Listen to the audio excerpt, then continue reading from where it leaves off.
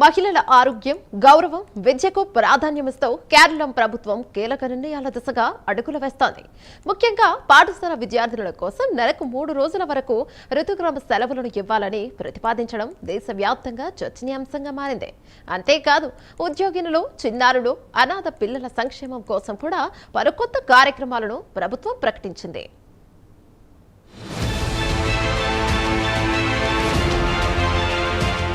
కేరళలో తాజాగా ఏర్పడిన యూడీఎఫ్ ప్రభుత్వం మహిళలు, చిన్నారుల సంక్షేమాన్ని లక్ష్యంగా చేసుకుని పలు కీలక ప్రతిపాదనలను ముందుకు తీసుకొచ్చింది. రాష్ట్ర అసెంబ్లీలో గవర్నర్ ప్రసంగం ద్వారా వెల్లడైన ఈ కార్యక్రమంలో విద్యార్థినుల కోసం ప్రత్యేకంగా మెన్స్ట్రువల్ డిగ్నిటీ ప్రాజెక్టును అమలు చేయనున్నట్టు ప్రకటించారు. ఈ పథకం కింద విద్యా సంస్థలు, ప్రజా ప్రదేశాలను, మహిళలను మరింత అనుకూలంగా తీర్చిదిద్దడంతో పాటు పాఠశాల విద్యార్థినులకు నెలకు గరిష్టంగా 3 రోజుల ఋతుక్రమ సెలవులు ఇవ్వాలని ప్రభుత్వం యోచిస్తోంది. ఋతుక్రమ కారణంగా సెలవులు తీసుకునే విద్యార్థులు చదువుల్లో వెనకబడకుండా ఉండేందుకు వారాంతాల్లో ప్రత్యేక తరగతులు కూడా నిర్వహించాలని ప్రభుత్వం నిర్ణయించింది. విద్యతో పాటు బాలికల ఆరోగ్యం, గౌరవాన్ని కాపాడే దిశగా ఈ చర్యలు ఉపయోగపడతాయని ప్రభుత్వం భావిస్తోంది.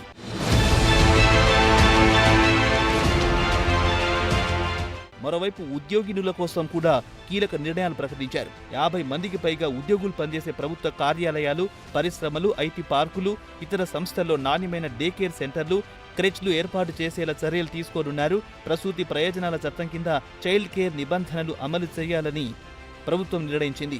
అనాథలు, నిరాశ్రయ పిల్లలు, డెస్టిట్యూడ్ అండ్ ఆర్ఫన్ ఫ్రీ కేరళ కార్యక్రమాన్ని కూడా చేపట్టనున్నారు. దత్తతపై అవగాహన కార్యక్రమాలు నిర్వహించనుంది. కేరళను దేశంలోనే తొలి అనాథ లేని రాష్ట్రంగా తీర్చిదిద్దాలనే లక్ష్యంతో ప్రభుత్వం ముందుకు సాగుతుంది.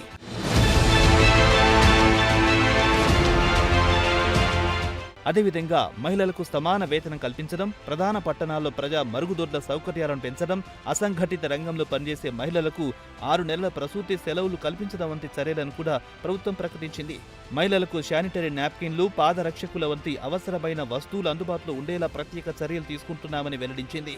మహిళల ఆరోగ్యం, గౌరవం, విద్య, ఉపాధి, చిన్నారుల సంక్షేమం వంటి కేరళ ప్రభుత్వం ప్రకటించిన ఈ కొత్త కార్యక్రమాలు ఇప్పుడు దేశవ్యాప్తంగా ఆసక్తికర చర్చకు దారితీశాయి. ముఖ్యంగా విద్యార్థినులకు ఋతుక్రమ సెలవుల ప్రతిపాదన అమల్లోకి వస్తే దేశంలోని ఓ కొత్త విధానానికి కేరళ నాంది పలికిన రాష్ట్రంగా నిలిచే అవకాశం కనిపిస్తోంది.